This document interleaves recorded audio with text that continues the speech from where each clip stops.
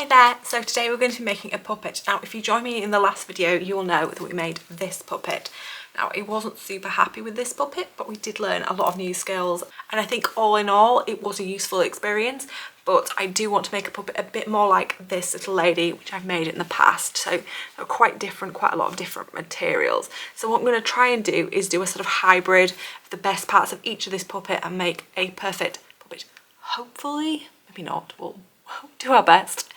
So one of the main problems I had with this puppet was that the scale was just really wrong. I wanted it to be about this size and something went very wrong. However, during some spring cleaning, I actually managed to find the measurements for the original puppet that I made. So this is hopefully going to be super helpful. What I don't understand on this is there's just random numbers next to a lot of these things. Now the green numbers are the numbers that I'm supposed to use, I think. So like 3 centimeters over here. But what is this 6? 6 what? 6 inches, 6 feet, 6 elephants. I have no idea where I've got these from, but hopefully these are the correct measurements because I'm going to be using them to make this puppet. So if I am screaming at the end of the video, it will be because I have taken too much faith in past Rosie and her measuring skills. Anyway, let's get going. I'm not going to be going in depth into all the techniques I'm using today because some of these techniques I actually did in the previous video. So if you're watching this thinking, how do you use the epoxy clay? How are you adding that padding onto the puppet? Do look back because I do go more in depth into the last video. So taking those measurements I found, I'm just going to lay out the wire frame here as I did last time. Last time I tried to make fingers, which for anyone who watched the last video will know that was an absolute disaster and I will definitely not be trying that again anytime soon. So today I'm just going to make what I'm calling mitten type hands, where we're just going to fold the wire into a loop at the end of the wrist. So if you see here, I have just added epoxy clay here in the shoulder and pelvis area for stability, and then on the feet just to help weight it down and give them some shoes. While I was doing that, I've also made a couple more just because it made sense while I had all the materials out. They are slightly different sizes as well, so I've got a few sizes to choose from. Also, as you know, we're all different shapes and sizes, so it probably helps if you've got puppets that are slightly different shapes and sizes in scenes. And then, as we did last time, I've just bulked that up with some sponge, which I've just stuck down with some glue from a glue gun. Try to give her a little bit of a waist and a little bit of a shape there. Also, loving this purple colour. I feel it's a bit of a shame to cover it up, but we do need to cover it up, so I'm just going to get that masking taped up now. And there she is, all masking taped up. So I've just wrapped all around the whole body and the arms with masking tape, just to make sure that padding is all in place. And now we're going to move on to the head. So the body is all nicely bulked up now, but we do obviously need a head, for which I'm going to use some felt. Now I'm going to use some felt similar colour to my skin, almost, a bit pinker. But yeah, basically I tend to do the voices for my own characters because I don't have cash to pay voice actors. So I tend to just do them a similar colour to my skin, so it's not inappropriate really. So I've got this felt that I used for a previous project. There's not a huge amount, but obviously you can tell, I mean, it's a lot bigger than the model, so we've got enough for this. That is one of the good things with stop motion. You don't need huge pieces of things, so you can use quite a lot of bits of scraps of material and things. Felt is also something you can get in quite small pieces. It's often sold in kind of like squares. You can often get it from craft shops and it's that eBay. You can also sometimes get like stacks of different coloured ones, which is quite useful if you're just going to be using a small amount of each colour. Now, I would say this isn't the easiest technique, and this is why I did try a different technique last time. I do tend to sort of like just sort of pull the felt over the head and end up with a bit of a mess at the back, which I then have to cover up with hair. It does sort of feel like a bodge when I do it, so I didn't feel like super happy sharing it with people because it kind of looks a bit of a mess and makes me feel like I don't know what I'm doing. But frankly, I often don't know what I'm doing, so hey, if you feel like that, it's not just you. So I'm going to show you what I do, and hopefully you won't just think, oh, what a colossal mess, what are you doing? Because that's often what I think. We are also going to play around with magnets, which is going to be really exciting. I say play around with magnets. Don't play with magnets, kids. Just, you know, treat them sensibly, because magnets can be quite dangerous, apparently.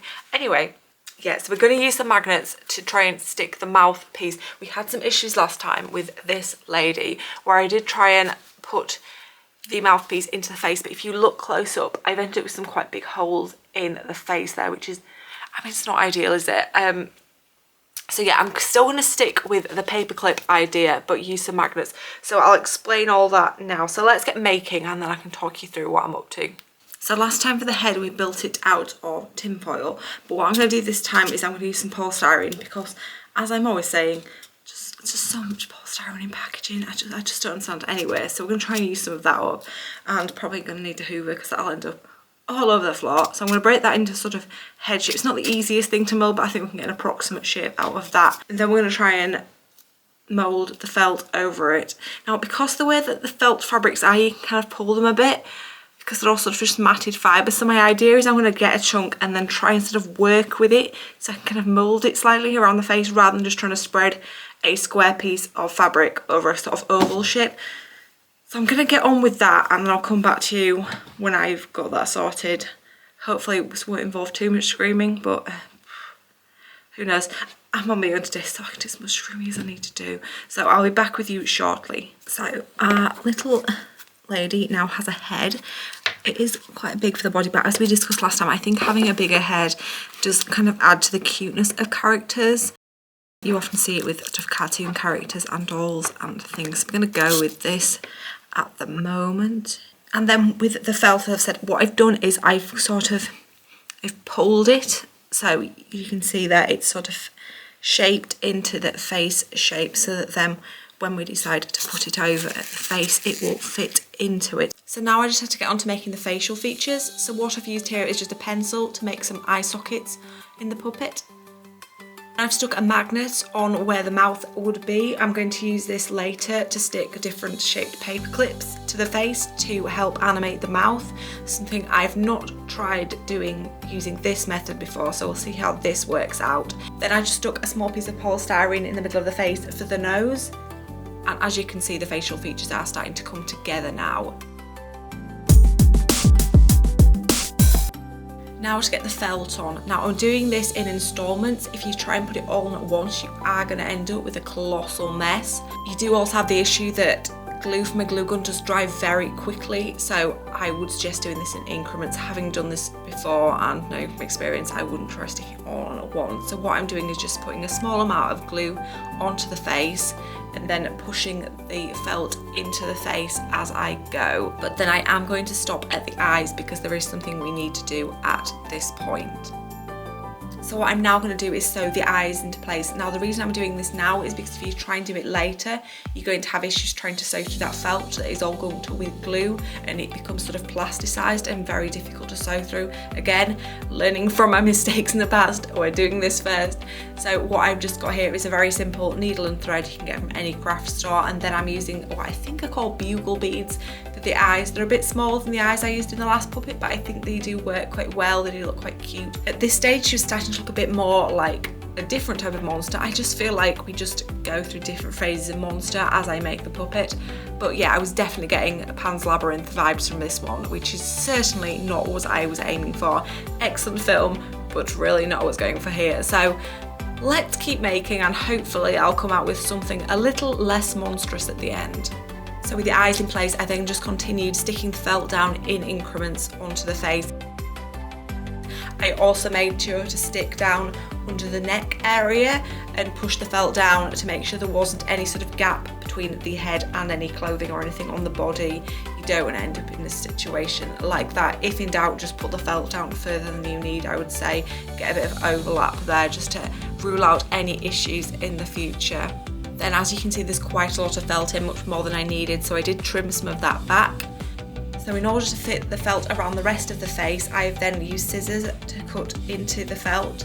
I'm then going back in and folding those pieces of felt in and sticking them down. As ever with the lovely glue gun, one of the problems is it just seems to create this mass of little glue strands. It's got major like stretchy pizza cheese vibes, which is not really what we're going for. So sorry if you all now want a snack, but let's keep going. So I just finished sticking the rest of the felt down, and then with anything left over felt wise, I just trimmed that back. And I am aware it does look complete chaos back here, but please do bear with me. It will start to come together at some point. Let's pretend the back of this head is not going on. It will improve. Trust me, this head will look better. in the future. Then I'm just moving on to the hands. Now this, again, as I'm doing it, always looks like a colossal bodge, but bear with me, it will work in the end. What I'm basically doing is sandwiching the hand between two pieces of felt, sticking the whole thing with tons of glue, and then waiting for it to dry. As I say, glue from a glue gun does dry really quickly, which is really helpful if you just want to get on and get stuff done. So I just waited a few moments for that to dry, and then I'm just going to cut around the side of the felt. As you can see here, I have also gone up the arm. We only really need the hand, but as with the felting over the neck issue, you just want to go further than you need to with the felt, just so that you don't end up with a gap or anything, and you can sort of see a bit of wire at the end of the hand. You don't want that. You want it to look perfect, which I know at this stage it doesn't look perfect. Believe me, it will. So obviously, yeah, I've just done the same with the other hand, and a bit of tidying up later, and ta-da, she has hands. So let's move on to the hair now. Now I'm just going to use the same layering technique that I did with this previous puppet, where I've used layers of hair up the back, and then on the top I've put these further layers on. You can see the full technique I've used in my last video for this, but I'm just going to get going with this now, and I'll update you when it's all done.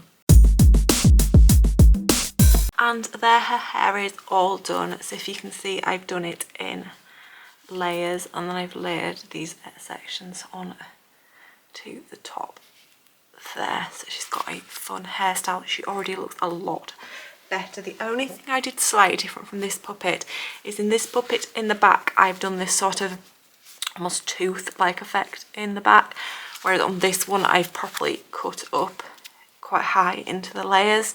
I think looks a little bit more like hair. I think she looks really cute. While you're there, I'm just gonna get the mouth ready, because I think she'll look a lot better once her face is properly put together. So as I said, I'm just gonna use these paper clips. Now if I just have a little look, try and work out how big the paper clip needs to be. I'm just going to cut this off with wire clippers. Try not to ricochet around the room like I did last time I did this. And then you've just got a small section of paper clip there. You could just use a plain grey paper clip, metal paper clip. The coloured ones are just a little bit more fun, and obviously look a little bit more like a mouth. And there she has her little mouth. I've left her with quite a neutral expression for the time being. You can move it around, you can make different ones. I'm planning just to have some interchangeable ones, so you can change her expression, so she can smile, she can frown, she can sort of, you know, go tip to the side mouth. If maybe even do open close mouth for talking, which is something I've not done before with my puppets, but really excited to try that out. Now what I'm just going to do as a base layer, as we did with this puppet, is I'm just going to wrap her up in this black tape. It's not perfect to the top layer, I don't think, but certainly if you do see it underneath the clothing, it's better than just seeing the bare like masking tape, which obviously would look a bit out of place. So for instance, some of these other ones I did, I just layered the clothing on top of the bare thing. So if you look under here, there's like literally like wire that's exposed if her jumper rides up, which is, it's not ideal. Let's say it does look a bit like she's a little robot under there or something, which is slightly mental. So I think it's good just to have underneath as a base layer, and you've got options. We are going to dress her in another episode, but I think for the time being, I think that's a good idea. I'm also just going to get these shoes painted up. So there she is, all wrapped up in her black outfit, and she's got her lovely shiny new white trainers on. So in terms of the lace, we're going to do something a little bit different this time. Last time what we did was we used epoxy clay to build up the laces and then to call them in. My camera is not cooperating, but if you can see that, they are actually built up and textural. So what we're going to do this time is we're going to do something a bit different. We're going to use some wool. So what I'm going to do is I'm going to just cut off some small threads of wool and then stick those onto the shoe. Hopefully this won't look a complete mess, but if not, I can always scrape it all off and paint them again. So yeah, I'll give that a go and report back. And there we have her trainers all done. If you can see there, I've just used the wool to make little laces. It's maybe not the neatest work I've ever done, but I think they look quite cute. I think they do look like laces. And I think using the wool, actually, because it looks more like an actual lace, I think it does work better than these epoxy clay ones. So yeah, really happy with how that's turned out. So we're not going to do a full outfit today. I'm going to do a full tailed outfit for this puppet in the next video, so do stay tuned for that. But I do just want to dress her up a little bit fun, because why not? So here she is all dressed up. So I've got her in a little apron that we actually made for the Halloween episode.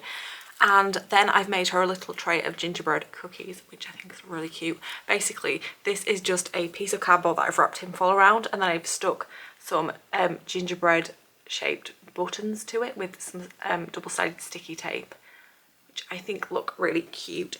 I don't really have a video where someone's supposed to be making cookies or anything, but I mean, she just looks so cute. Why not? Why not?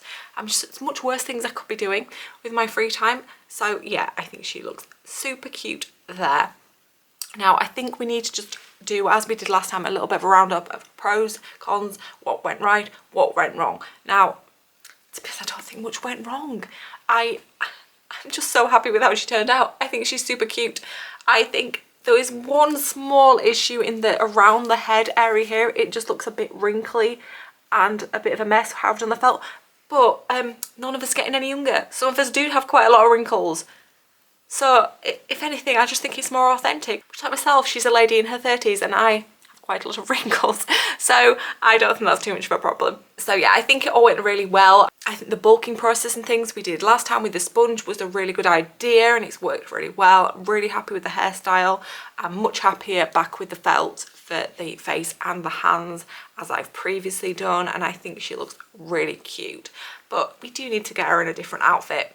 So do look out for my next episode coming out in 2 weeks, where we're going to be making her a proper tailored outfit. I haven't started making that, so wish me luck with that one. Don't forget to subscribe, of course, so you can be kept up to date with all things animation, and I will see you all again really soon. Bye!